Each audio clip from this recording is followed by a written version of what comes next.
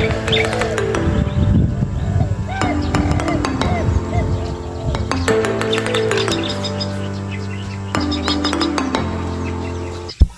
the following content may contain elements that are not suitable for some audiences. Viewer discretion is advised.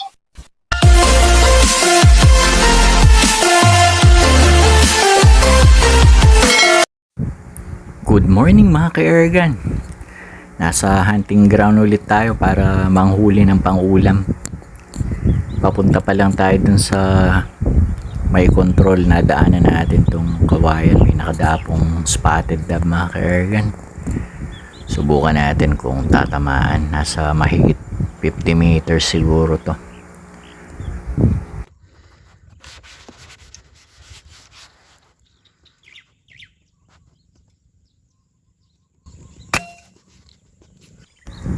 Mintis mga ka-Ergan, masyadong malayo. Diyan pala tayo pupunta sa may mga kawayan na yun, tsaka akasya. May mga fish pan kasi dyan. May nakapagsabi sa atin, marami daw lumalabas na wis tsaka tigling, lalo na pagka maaga pa. Pasado alas 9 na ngayon mga ka-Ergan. Medyo tinanghali tayo ng lusong. Pero subukan pa rin natin. Baka sakali makadali tayo kahit ilang piraso lang. Dito na tayo sa taas ng control mga ka-Ergan. Ito yung fish pan na sinasabi nila. Pero wala tayong minabutan na wis or tikling dito. Ang nakita natin mga itik. Ano? Lumalang wis sila. Silipin natin sa scoop, baka sakali may humalong wild duck.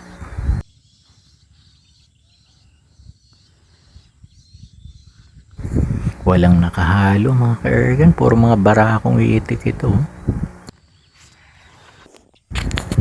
Tingnan natin doon sa kabila ng fish pan. May mga sabog tanim kasi dyan. Iwan na lang muna natin yung laruan ni Sir Roy dito.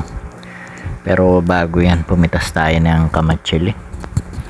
Ang kagandahan dito, pagka gutom ka, may pantawid gutom. Mga kamatsili rito, yun, abot kamay lang ang pipintog ng bunga.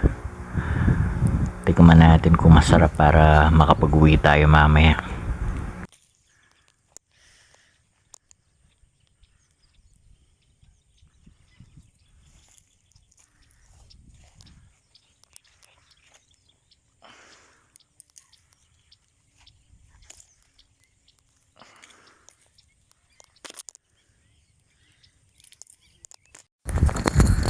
Mapait yung bunga ng kamatsili mga ka-Ergan.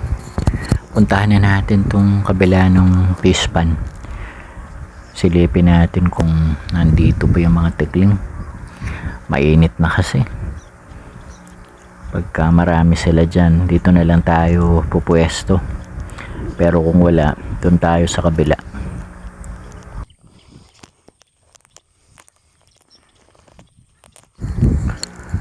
Wala na sila mga ka-Ergan. May nakita tayong isa. Ayun o, laki. Pumasok na siguro sila dito sa mga talahib kasi oras na. So change plan tayo mga ka-Ergan. Hindi tayo pwede dito. Doon tayo sa kabilang fish pan.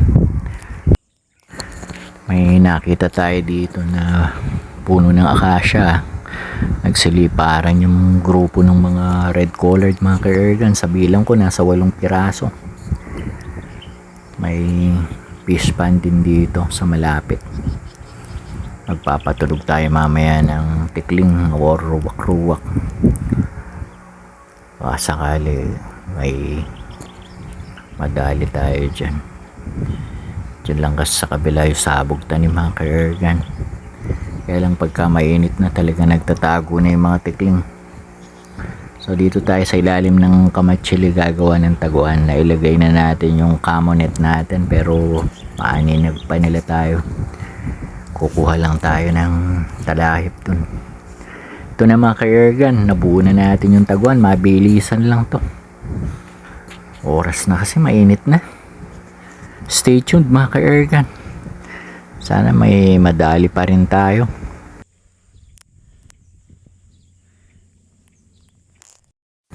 Sa loob na tayo ng taguan mga ka-ergan. Papatunog tayo ng tobads sa 8 red colored yung nakita natin dyan sa may akasya. Sigurado babalik yung mga yan mamaya.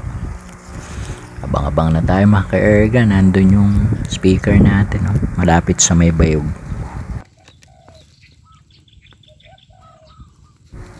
Si Bradab yung una nating target mga ka-ergan. Sa pool may isa pa sa may akasya.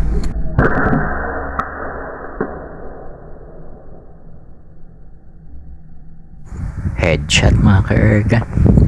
Nakadalawa na tayo.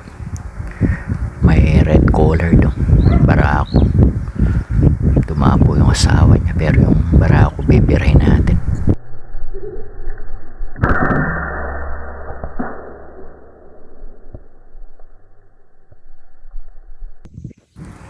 Bagsak.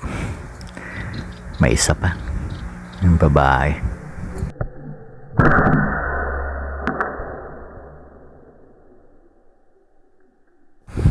Boom, sapol ulit. Patunog tayo ng tikling mga ka-ergan. Wala nang dumapong tobats eh. Sana may lumabas dyan. Dito natin ilulusot yung laruan ni Sir Roy kung sakali. May kanok-tug mga ka-ergan, 25 meters lang.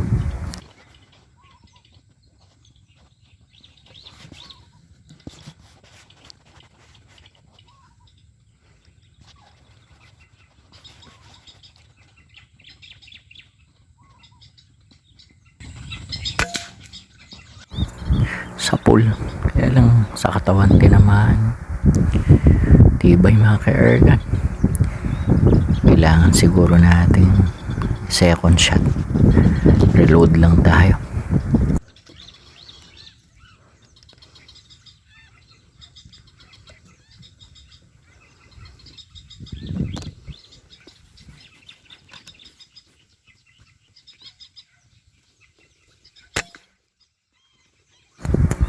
Sa pool ulit mga ka-ergan.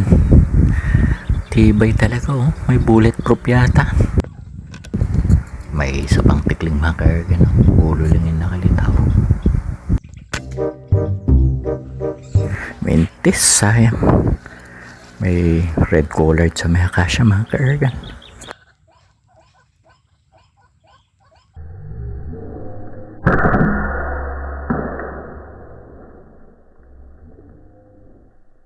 Boom, bagsak. Pang-5 na natin yan. Ito yung pang-6 natin mga ka-ergan. Spotted tab, ang laki. Kaya lang nasa bayog siya, ang daming harang. Tayo natin lumipat doon sa may akasya. Diyan, pwede na natin siyang birahin.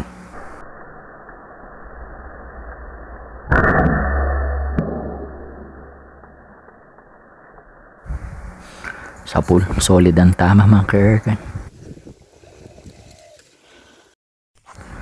Lumabas na tayo ng Taguan mga ka-ergan. Mag-alas 11 na, init. Grabe. Pulutin na natin yung mga tinamaan natin. So, kung di tayo nagkakamali, naka-6 na tobats tayo. Tsaka isang kanugtog. Malinis naman dito sa may ilalim ng akasya. Kung napuruhan yung mga binira natin, madali nating mahanap. Tara, pulutin natin mga ka-ergan.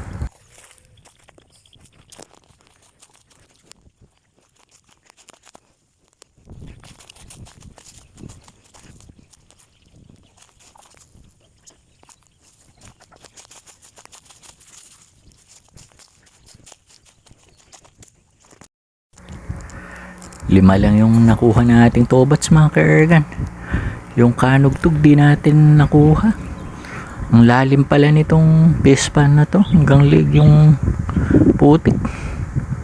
Sayang yung kanugtog, ang laki pa naman nun mga ka-ergan, parang manok.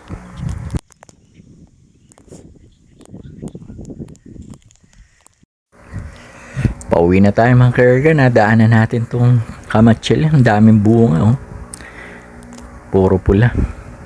Tinikman natin, matamis, kaya namitas tayo ng pampasalubong. Ayun, oh, dami nating nakuha. Yung laruan ni Sir Roy, babalik din natin yan mamaya. Yun yung mga nahuli natin mga karga, no? Malinis na, lutuin natin. Gagawin nating sisig pang ulam natin mamayang gabi. Palalambutin muna natin, pero ilagay na natin yung mga sangkap, sibuyas, bawang, paminta, tsaka lagyan natin ng luya para maalis yung lansa. Ilagay na rin natin yung toyo, patis, tsaka suka. Bali 5 kutsa natin yung karne mga ka-ergan, sabay na dun sa pagpapalambot. Dito na tayo sa shop ni Idol Buboy mga ka-ergan. Dito na lang natin ibabalik yung laruan ni Sir Roy. Pinapaayos kasi niya.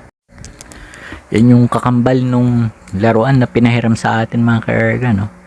Pero naipaayos na niya para gumaan yung bat. Tapos nilagyan nila ng balot. Ang ganda. Stig.